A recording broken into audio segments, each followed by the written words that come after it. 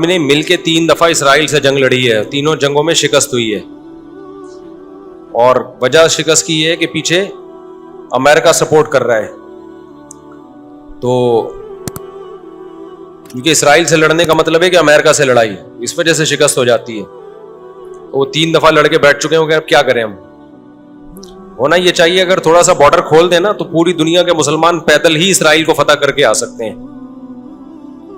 اتنی بڑی تعداد میں مسلمان ہیں اور ان میں جانے کا جذبہ بھی ہے کہ تھوڑا سا بھی راستہ کھل جائے تو یہ پیدل ہی ہوتے ہوتے اتنی بڑی تعداد ہے تو یہ 8-10 کروڑ تو ویسے ہی چلے جائیں گے.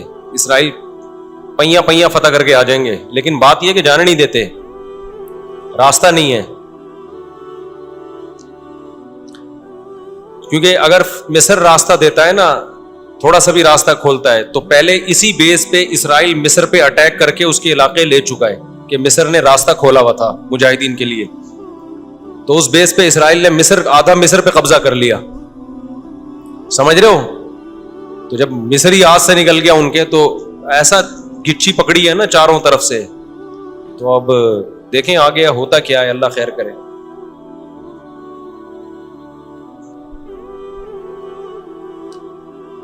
دیکھو ایسی لڑائی جس سے اگلی دفعہ اس سے بھی جائیں, یہ تو کوئی بھی دنیا میں عقل مند اس کا مشورہ نہیں دے گا نا.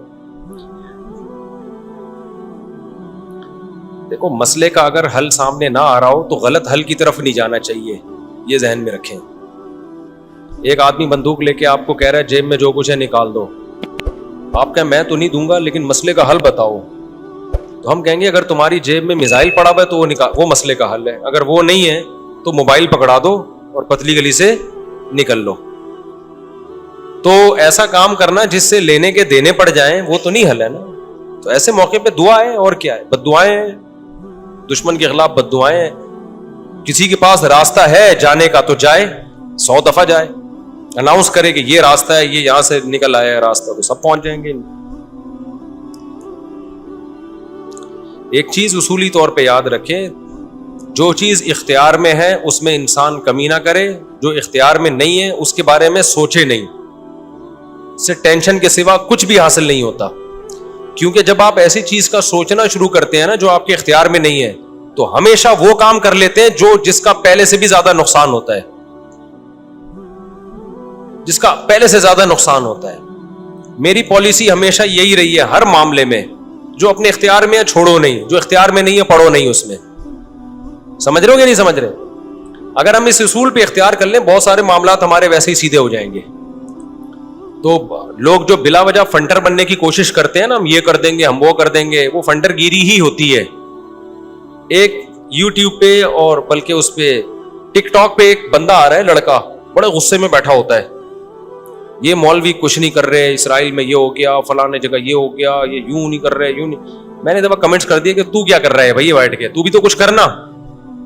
کہہ رہا میں اکیلا کیا کروں, یہ مولوی کریں گے تو میں کروں گا. بھائی یہ مولوی تو کچھ نہیں کر رہے.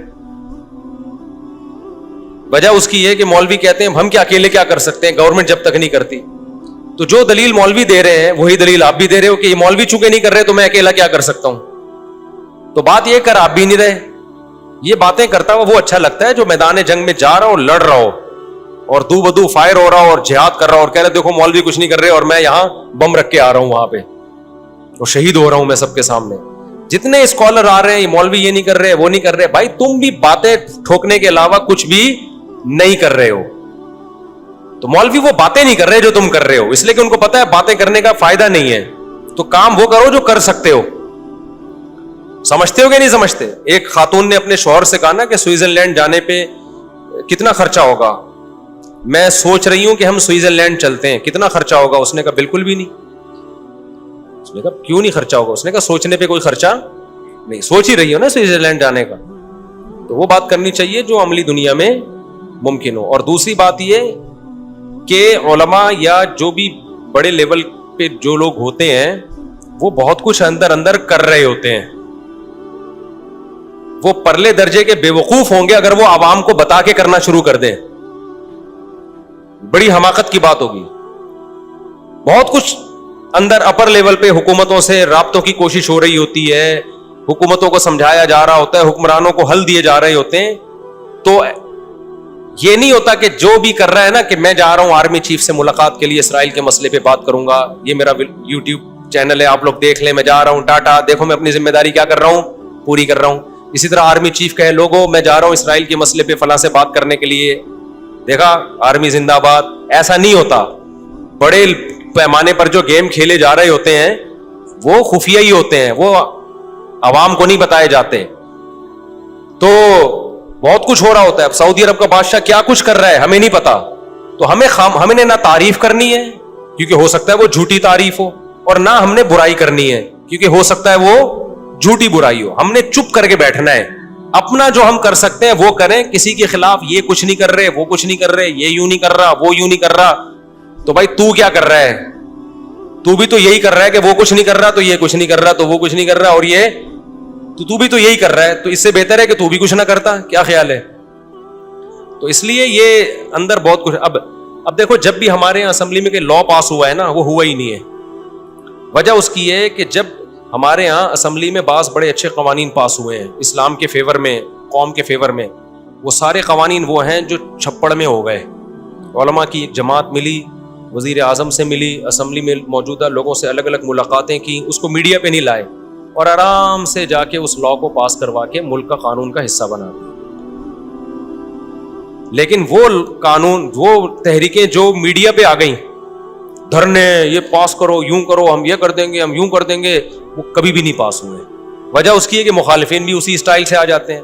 اب یہ جو بل پاس ہوا تھا صحابہ کرام کی, جو گستاخی کرے گا 10 سال کی قید ہے, یہ پورا کام ہونے سے پہلے میڈیا پہ لانا ہی نہیں چاہیے تھا اس کو. ابھی سینٹ سے بل پاس ہوا ہے اور ایک دم شور شرابہ, مبارک باتیں. میرے پاس بھی فون آیا کہ مصعب مجھے کیا پتا, پورا میں سمجھتا پورا کام ہو گیا.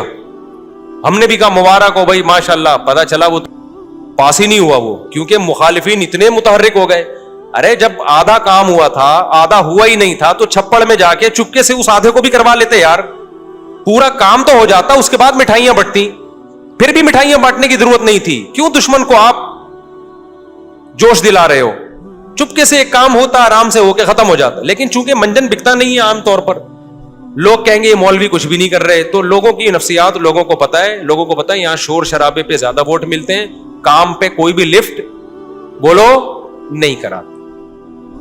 ہمیں یاد ہے جامعۃ الرشید نے ایک دفعہ کوشش کی کہ لا پاس ہو جائے کہ حرام نہ پاکستان سے ایکسپورٹ ہوگا نہ امپورٹ ہوگا, حرام گوشت. اب جامعت کی انتظامیہ نے چھپڑ میں چپکے سے جا کے نا اندر جا کے وہ اسمبلیوں میں لوگوں سے ملے اور پاس ہو گیا قانون. لا بن گیا کہ پاکستان سے نہ حرام گوشت ایکسپورٹ ہوگا نہ امپورٹ.